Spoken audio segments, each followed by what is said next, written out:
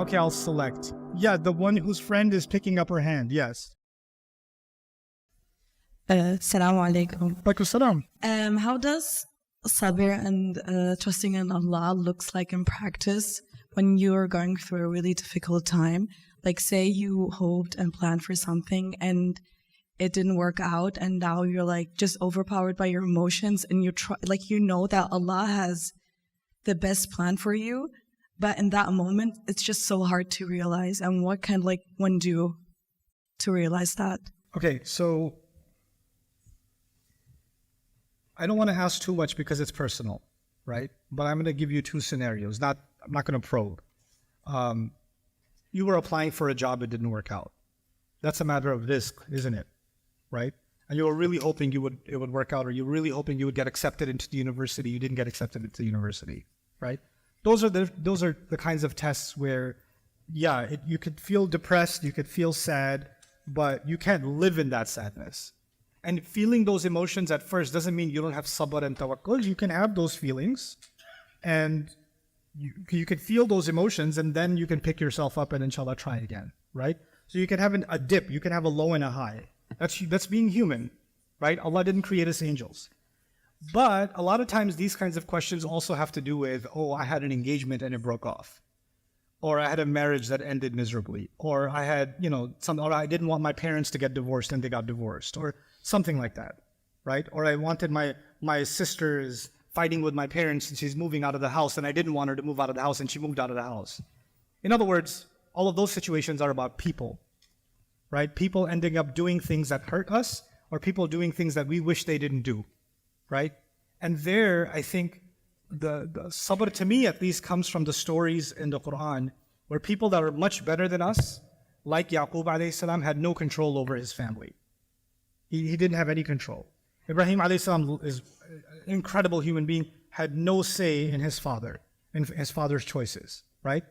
We cannot control other people's choices. Sometimes those choices hurt us deeply. And those people that were much better than us, they were hurt very deeply. Being kicked out of your house is not an easy thing.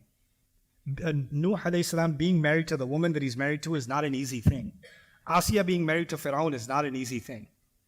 Musa alayhi salam running away from home is not an easy thing. These people were really traumatized by many terrible experiences, right?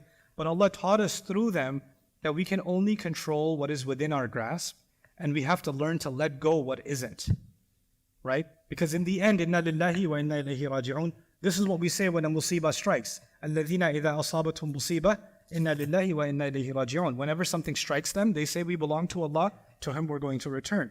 Any problem I'm having, how long is it going to last? Well, as long as I last. I'm not here for that long. And when I think about the grand scheme of things, this problem isn't as big as I think it is. You understand?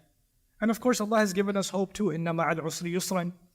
After every difficulty, there is great ease. Now, you just put yourself in these shoes. How much did the companions love the Prophet ﷺ? Right? And when he died, how devastated were they? And in that moment, for them to believe, Inna ma'al usri yusran, because the Quran is still there. The Quran is still saying with difficulty comes twice the ease.